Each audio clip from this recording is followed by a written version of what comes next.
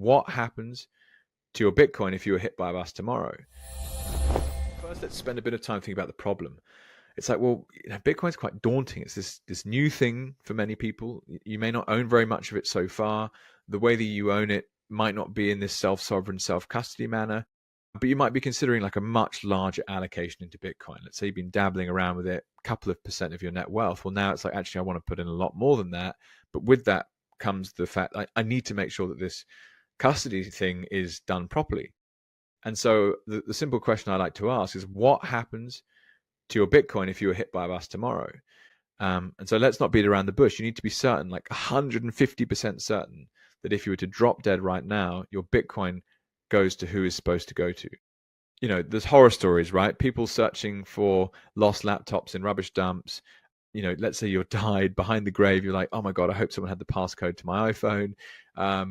Or the executor of your will, like, they can't even read your handwriting or something simple like that. But this process is designed to make sure you've got a really robust and straightforward process in place.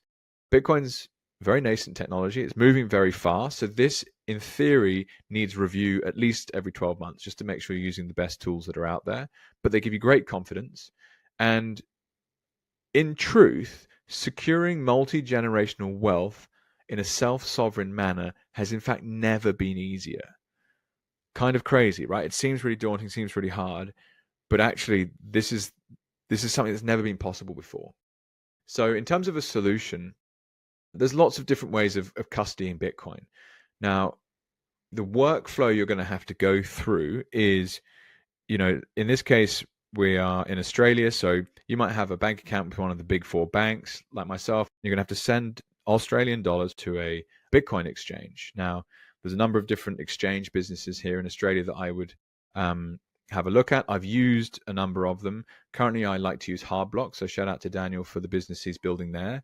But I've used lots of other ones as well. So up to you to figure out which exchange you like. But with the exchange business, you'll have to send them some ID of some form. So there's a KYC process. And that might take, often it's very fast, right? You literally just send a driver's license, and the back end technology is so good these days that you're approved within, 30 minutes and it's done. So make sure you've got some time to sign up with an exchange, and you want to send a dummy run from your bank to the exchange. You'll find that there are better relationships with certain banks and certain exchanges as the total volume you can send. If you're sending $100, all of them will do it, no problem. If you start sending 100 grand, well, that's when the bank starts putting capital controls in place and says, you're sending too much. Is this person, real? Do you know that Bitcoin's a scam? And the capital leaking from the traditional system is like, it's extraordinarily fast. And so they're plugging the gaps at every possible point they can, making it difficult for people to move money into what they describe as crypto. But I'm really only interested in Bitcoin, and as you should be too. So we'll have to get you set up with an exchange that you're comfortable with. You'll send your dollars to the exchange. You'll then buy the Bitcoin. But once you've got that Bitcoin, leaving it on an exchange exposes you to the counterparty risk of that exchange business. Now, I like to use Bitcoin-only businesses, again, like Hardblock, shout out, because I know that they're not doing any shenanigans in the background with lots of altcoins and taking basically huge risk on highly speculative software projects.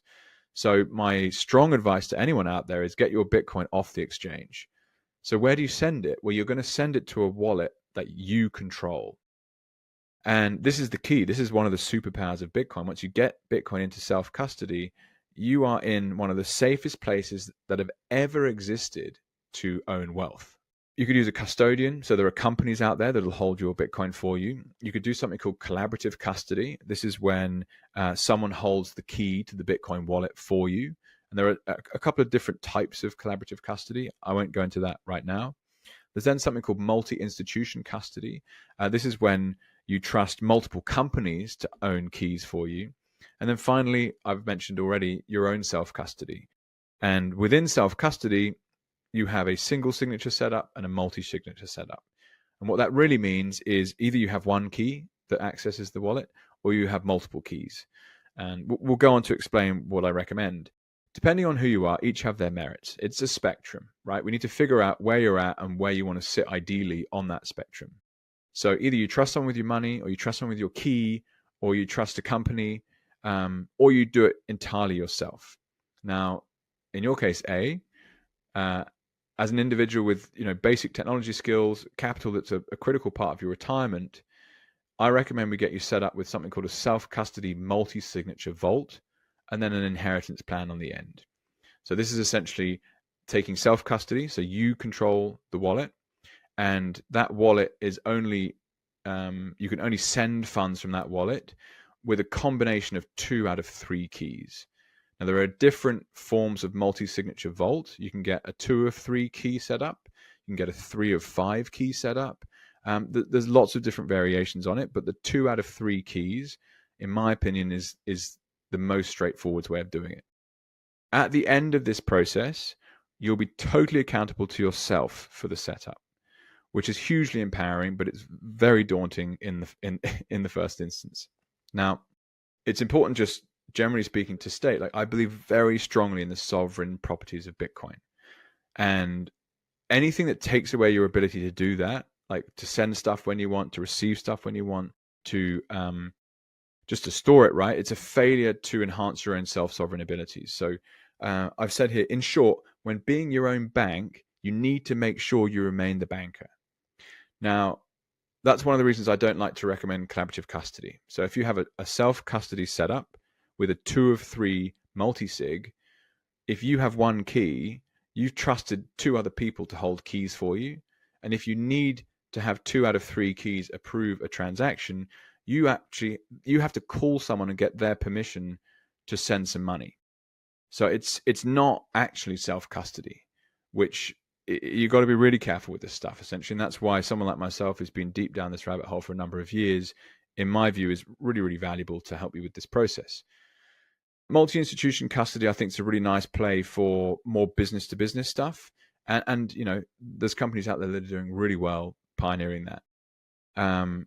But the point is you have to contact these kind of people in order to move your stuff. And that's not the point of permissionless money.